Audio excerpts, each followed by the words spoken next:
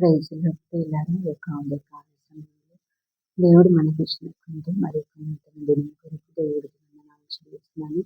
మరి అందరూ బాగున్నారా? మరి దేవుని యొక్క కృపలో వర్ధిల్లుతున్నారా? ఈ యొక్క మరి నెలంతా కూడా దేవుడు మనల్ని కాచి కాపాడాడండి. మరి యొక్క నూతన మరి మాసంలోకి మనం ప్రవేశించబోతున్నాం కదండి. ఈ నెల యొక్క చివరి దినం వరకు దేవుడు మనల్ని కాపాడాడు కాబట్టి దేవుడు చేసినటువంటి మేలను ఉపకారమైన తలంచుకుంటూ ప్రార్థించండి, స్తుతించండి. ఒక్క అధ్యాయమైన మరి ధ్యానించండి. ఈ యొక్క జీవితాన్ని ఆశీర్వదించబడి ప్రియులారా, మరి నెలంతా కూడా దేవుడు మనల్ని సజీలెక్కలు ఉంచాడు కదా. మరి ఎన్నో అపాయాల నుండి, ప్రమాదాల నుండి దేవుడు మనల్ని కాపాడాడు కదండి. మరి మనం క్షేమంగా భద్రంగా సజీవులుగా ఉన్నామంటే అది కేవలం దేవుని యొక్క మరి ఉచితమైన కృప ప్రియులారా. మరి కాబట్టి దేవుని తప్పకుండా మీరు స్తుతించండి, ప్రార్థించండి. మీ జీవితాలను దేవుడు ఆశీర్వదిస్తారు ప్రియులారా. ఉదయ కాలంలో దేవుడు మనకి ఇచ్చిన వాక్యాన్ని ధ్యానించదామండి. ప్రసంగి 11వ అధ్యాయము 9వ వచనము చదువుతాను, ఆలోచించండి. యవ్వనుడా, నీ యవ్వనమందు సంతోషపడము, నీ యవ్వన కాలమందు నీ హృదయం సంతుష్టిగా ఉండనిమ్ము. నీ కోరిక చొప్పునను నీ దృష్టి యొక్క ఇష్టము చొప్పునను ప్రవర్తించుము. అయితే వీటన్నిటిని బట్టి దేవుడు నీ తీర్పులోనికి తెచ్చినని జ్ఞాపకం ఉంచుకొనుము అంటున్నాడు కదండి. చూడండి ఇక్కడ మరి ఏమంటున్నాడు భక్తుడు అంటే, దేవుడు నిన్ను తీర్పులోనికి తెచ్చినని జ్ఞాపకం ఉంచుకున్నాము అంటున్నాడు కదండి. చూడండి ప్రియులారా, మరి సహజంగా చాలా మంది తమ జీవితాలను వారికి ఇష్టం వచ్చినట్టుగా జీవించాలి అని అనుకుంటూ ఉంటారు కదండి. మరి అయితే మనం ఎలా జీవించినప్పటికీ కూడా మరి మన జీవితాన్ని దేవుడు తీర్పులోనికి తీసుకొస్తాడు అన్న విషయాన్ని మనము మర్చిపోకూడదు ప్రియులారా. కాబట్టి మరి రోమిలకు రాసిన పత్రిక 14:12 యొక్క మాట ఉంటుందండి. ఏమంటే, మనలో ప్రతివాడు తన గూర్చి దేవునికి లెక్క అప్పగించాలి అని కదా. అయితే చూడండి, మరి ప్రతివాడు తన్ను గూర్చి కదా, మనల్ని గూర్చి మనము దేవునికి లెక్క అప్పగించాలి ప్రియులు. మన పక్క వారి గురించి కాదు, మన ఎదురింటి వారి గురించి కాదు, కానీ మన గురించి దేవునికి మరి మనం లెక్క అప్పగించాలి ప్రియులారా కదా. మనము ఎలా జీవించినప్పటికీ కూడా మరి మనము మన జీవితాన్ని బట్టి కదా దేవునికి లెక్క అప్పగించాలనే విషయాన్ని మనము మర్చిపోకూడదండి కదా. మొట్టమొదటిగా మరి ఒక 3 విషయాలు నేను తెలియజేస్తానండి. ఇందులో మొట్టమొదటిగా మన ప్రవర్తనను దేవుడి తీర్పులోనికి తీసుకొని వస్తాడండి కదా.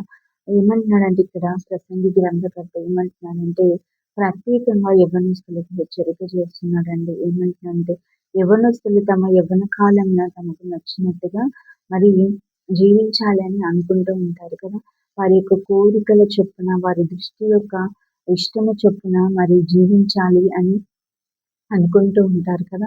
అయితే మరి జీవించవచ్చు, కానీ మరి వారి యొక్క ప్రవర్తనను దేవుడు తీర్పులోనికి తీసుకొస్తాడనే విషయాన్ని మర్చిపోకూడదండి కదా. మరి మనకు నచ్చినట్టుగా జీవించవచ్చు కదా. మన యొక్క కోరికల చొప్పున, మన యొక్క దృష్టి యొక్క ఇష్టము చొప్పున మనము జీవించవచ్చు, కానీ మరి మన యొక్క ప్రవర్తనను దేవుడు తీర్పులోనికి తీసుకొస్తాడనే విషయాన్ని మనము మర్చిపోకుండా మరి దేవుని మీద భయభక్తులు కలిగి జీవించాలి ప్రియులారా. మన ప్రవర్తన విషయంలో మనము జాగ్రత్తగా ఉండాలి అని దేవుని వాక్యం సెలవిస్తూ ఉంది కదా. రెండవదిగా మన యొక్క మాటలను దేవుడు తీర్పులోనికి తీసుకొస్తాడండి. మత్తయి సువార్త 12వ అధ్యాయము 36-37 వచనాల్లో మనం చూస్తాం కదండి. ఇక్కడ యేసుక్రీస్తు తన యొక్క అధికారం చేత దయ్యాలను వెళ్ళగొట్టినప్పుడు ఆనాటి కాలంలో ఉన్నటువంటి పరిసయ్యులు ఆయన యొక్క అధికారాన్ని విమర్శిస్తూ మాట్లాడారు కదండి. అయితే దేవుడు వారిని హెచ్చరిస్తూ చెప్పినటువంటి మాటలు ఏంటి అంటే, మరి మనుషులు పలుకు వ్యర్థమైన ప్రతి మాటను గూర్చి విమర్శ దినమున లెక్క చెప్పవలసి ఉండును.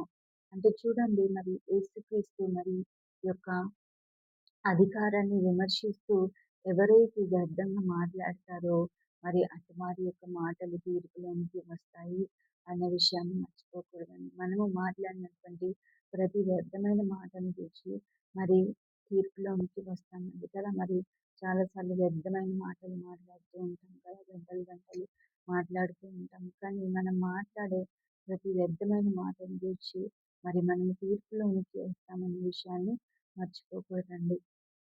అదేవిధంగా మన యొక్క క్రియలు దేవుడి తీర్పులోనికి తీసుకొస్తాడండి. 2 కొరింథీయులకు రాసిన పత్రిక 5వ అధ్యాయం 10వ వచనంలో ఉంటది కదా! దేహముతో ఉండగా మనము జరిగించిన క్రియలను గూర్చి మనందరం గూడా క్రీస్తు న్యాయపీఠం ఎదుట ప్రత్యక్షము కావాల్సి ఉంటుంది అంటున్నాడు కదా! అంటే ఈ యొక్క దేహంతో ఉన్నప్పుడు మనము జరిగించినటువంటి క్రియలను మరి దేవుడు మరి తీర్పులోనికి తీసుకొస్తాడు. ప్రియులారా మనందరం కూడా క్రీస్తు న్యాయపీఠం ఎదుట ప్రత్యక్షం కావాలంట కదా! అవి మంచివైనను, చెడ్డవైనను సరే మరి మన దేహంతో మనం ఏమి జరిగిస్తున్నామో వాటన్నిటిని బట్టి కూడా దేవుడు తీర్పులోనికి తీసుకొస్తాడనే విషయాన్ని మనం మర్చిపోకూడదండి. మనం జరిగించిన ప్రతి క్రియను గూర్చి దేవుడు తీర్పు తీరుస్తాడన్న విషయాన్ని మనం మర్చిపోకూడదు. కాబట్టి మన యొక్క ప్రవర్తన విషయంలో, మన యొక్క మాటల విషయంలో, మన యొక్క క్రియల విషయంలో మరి మనము జాగ్రత్తగా ఉండాలి. ప్రియులారా దేవుని యందు భయభక్తులు కలిగి నడుచుకోవాలి అని దేవుని యొక్క వాక్యం సెలవిస్తుందండి. కాబట్టి మరి మన మాటలు, మన క్రియలు, మన ప్రవర్తనను ఏ విధంగా ఉందో మరి మనల్ని మనం సరిచేసుకుందాము. మరి దేవుని అడుగుదాం ప్రభా మరి భయభక్తులు కలిగి మరి నేను మరి చక్కగా ప్రవర్తించడానికి, జీవించడానికి నాకు సహాయం చేయండి అని దేవుని అడుగుదాం. ప్రియులారా అట్టి కృప దేవుడు మనందరికీ దయచేయును గాక. ఈ కొద్ది మాటలు దేవుడు మన ఇంటిని దీవించి ఆశీర్వదించును గాక. Praise the lord.